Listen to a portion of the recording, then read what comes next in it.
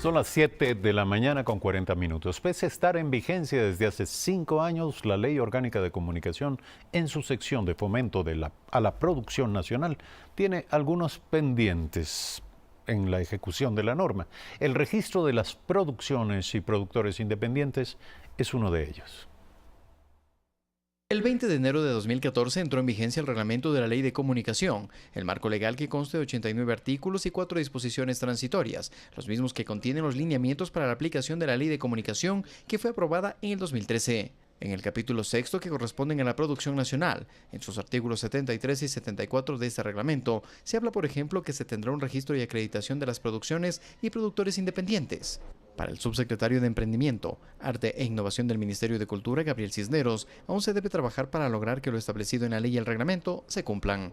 Nos hubiese gustado que la ley tenga mayor incidencia real para el desarrollo del sector audiovisual en el país. Yo creo que de alguna forma los medios han tratado de cumplir, pero no lo han hecho de forma integral al mandato de la ley para llenar las cuotas de pantalla, para generar y suscitar la producción audiovisual en el país. En cuanto al registro que establece la norma, Cisneros comentó que se han creado 2 instituciones para cumplir con este mandato.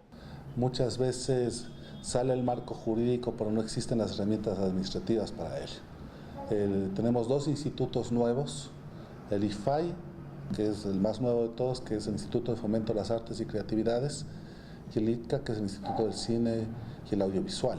También se apoyarán en la Cinemateca de la Casa de la Cultura Ecuatoriana para guardar los productos audiovisuales. Toda producción ecuatoriana tiene que tener un repositorio para el futuro. Y la Cinemateca Nacional Ulises Estrella de la Casa de la Cultura Ecuatoriana debe ser el repositorio de la memoria audiovisual de este país. A criterio de Pablo Mogrovejo, cineasta e integrante de la Asociación de Documentalistas del Ecuador, ADEC, la ley de comunicación se cumplió a medias para el sector audiovisual, de ahí que se deben realizar algunos ajustes para fomentar la producción independiente. Si no existe por parte del Estado la creación de este espacio y de este fomento a la producción nacional independiente, nunca podremos tener un lugar en la cinematografía o en la televisión o en el cine internacional. La eliminación de la Supercom, propuesta realizada por el Ejecutivo, es un punto que preocupa a los productores audiovisuales independientes, pues a su criterio, en caso de un reclamo, la acción sin este ente llevará mucho tiempo en resolverse. Y por eso nosotros queremos que sí haya una participación del sector de la sociedad civil en el Cordicom. La Comisión de Derechos Colectivos de la Asamblea Nacional es la encargada de analizar las 12 propuestas de reforma a esta ley y tienen previsto presentar un informe para primer debate luego del 30 de agosto, fecha en que culmina el receso legislativo. Carlos Flores, Telediario. 7:43 minutos. Se encuentra con nosotros Alfredo Mora, cineasta, director del Festival de Cine Documental Encuentros del Otro Cine. Buenos días. Buenos días. Gracias por estar aquí. Se dice que la Ley Orgánica de Comunicación no ha funcionado en el aspecto del fomento a la producción nacional, pero el problema está en la ley. Bueno, sin duda alguna un marco legal ayuda, evidentemente, esto lo hemos visto en otras realidades, pero no es suficiente. ¿Cómo ha analizado el problema, el contenido de la ley en esta materia? Bueno, muchas gracias por la invitación. 7 colectivos de productores independientes nos hemos reunido justamente para hacer el análisis de las reformas que se están planteando en este momento. ¿Cuáles son estos colectivos?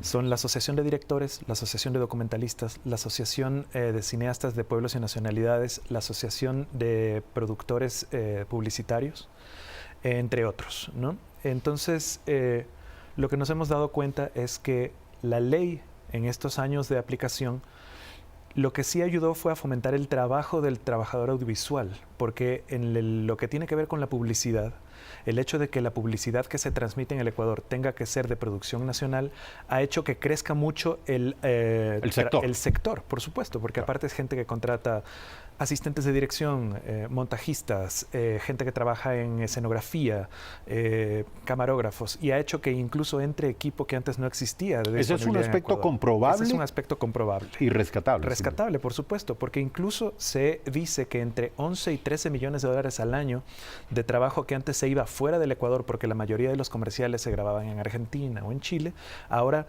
está siendo financiado por trabajo ecuatoriano, ¿no? Entonces hay que arrojar un salto positivo en esta materia. En esa materia sí.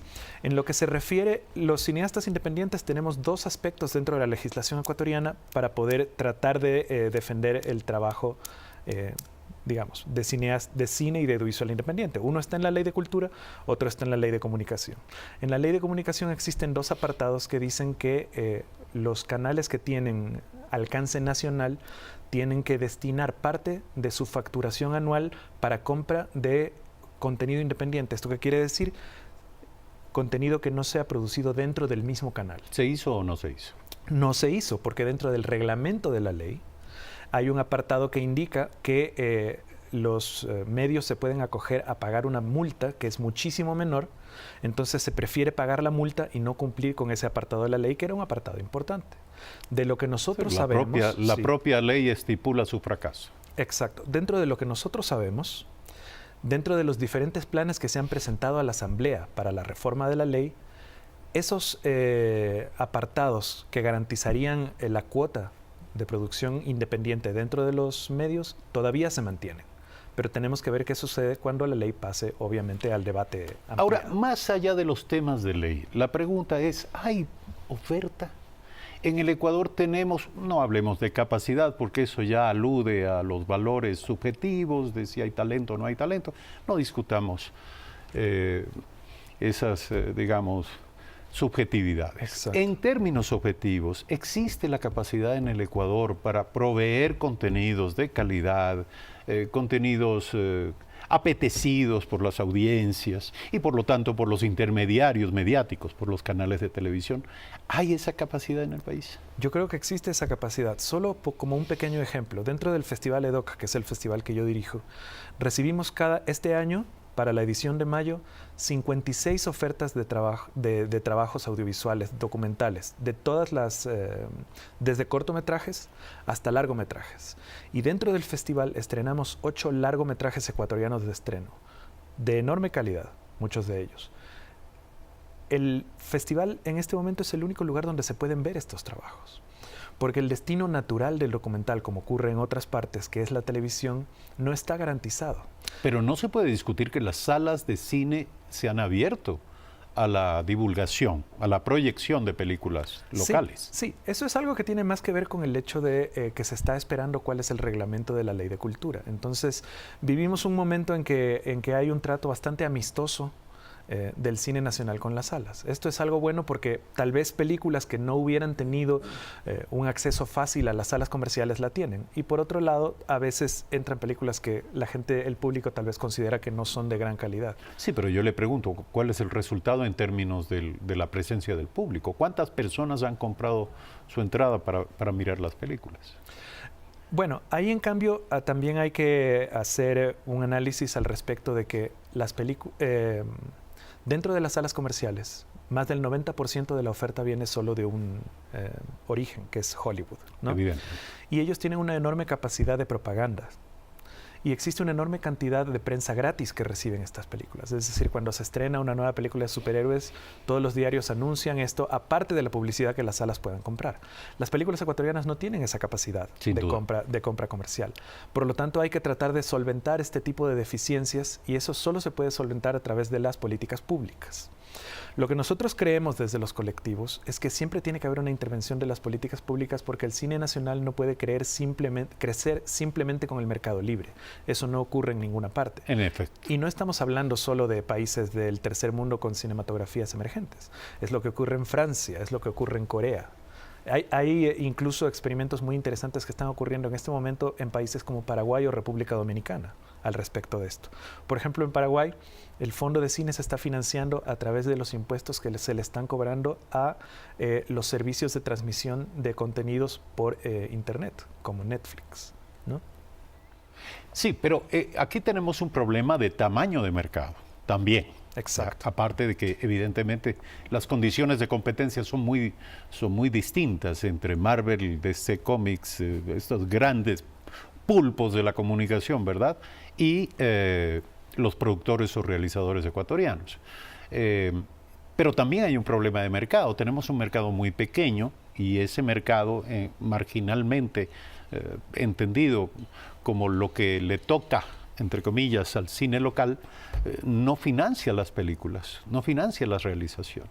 Claro, yo creo que ahí también hay que hacer una reflexión importante al respecto de cuál es la misión de nosotros como cineastas, al respecto de que tal vez tecnocráticamente no se pueda entender que hay que financiar una película que cueste $200,000 y que recupere 15,000 en taquilla. Eso es algo que dentro de la lógica financiera no se va a dar. Pero es importante también al respecto de qué es lo que esas películas le dan al imaginario audiovisual nacional, qué es lo que queda como cultura, qué es lo que queda a cada persona, a un niño que puede acudir a una película ecuatoriana y verse en contra de que ese mismo niño tal vez no vea contenidos ecuatorianos casi nunca. Evidentemente es el contenido lo que justifica el amparo de las políticas públicas a favor del cine nacional. ¿En qué medida hay que cambiar la ley orgánica de comunicación, en opinión de usted y de los colectivos que en este momento están discutiendo, a favor de ese propósito? Bueno, los colectivos estamos de acuerdo en que parece que existe el consenso político de la eliminación de la superintendencia. Entonces no vamos a entrar en ese debate. Más bien lo que queremos saber es qué instancia administrativa podría tener la ley para poder nosotros ampararnos y poder hacer que se cumplan esas partes de la ley que garanticen la producción nacional. Dentro de eso hay varias opciones. El mismo relator del cual se hablaba la noticia anterior hablaba de que en otros países existe una instancia que se llama la Defensoría el Defensor del Público. Creemos que la participación de los colectivos independientes dentro de la Cordicom o dentro del Consejo Consultivo podría ser una instancia importante para que esos derechos se garanticen. Esa es una cosa que se está proponiendo. Ahora, daría la impresión, para concluir este diálogo, que falta una visión estratégica respecto de hacia dónde va esto o qué hay que hacer. Probablemente el modelo colombiano, la historia reciente de Colombia y el boom de la producción audiovisual en Colombia, más allá de las enormes diferencias en cuanto a la magnitud del mercado, y lo mismo con otros países, puede ser una fuente de inspiración para la reflexión, pero hay que entender claramente si hay una vocación exportadora de producción de contenidos audiovisuales. No hay que olvidar que en el Ecuador no solo vemos Marvel, no solo vemos eso, vemos también televisión colombiana, televisión argentina, televisión española, y sin embargo ellos no ven televisión ecuatoriana. ¿Qué hay que hacer en esta dirección? Hay ejemplos muy importantes al respecto de legislaciones que se podrían tomar como referencia. Si quitamos Argentina y México, que son los grandes monstruos de producción cinematográfica del último siglo, sin duda el mayor crecimiento de cine está en Chile y Colombia, y ese tipo de legislaciones puede ser un elemento importante. Pero también hay algo importante que hay que pensar al respecto de la ley, que siempre hemos estado discutiendo alrededor de la televisión y la radio, pero hay un aspecto importantísimo y que es el de mayor crecimiento, que es el aspecto digital. Entonces también hay que proponer cuestiones que tengan que ver con el espectro digital y cómo se va a manifestar la producción independiente, el cine nacional, el cine arte y las películas en este espectro. Abierta la discusión, hay futuro en este debate sin duda alguna y hay mucho que hacer y no hay que verse pequeños.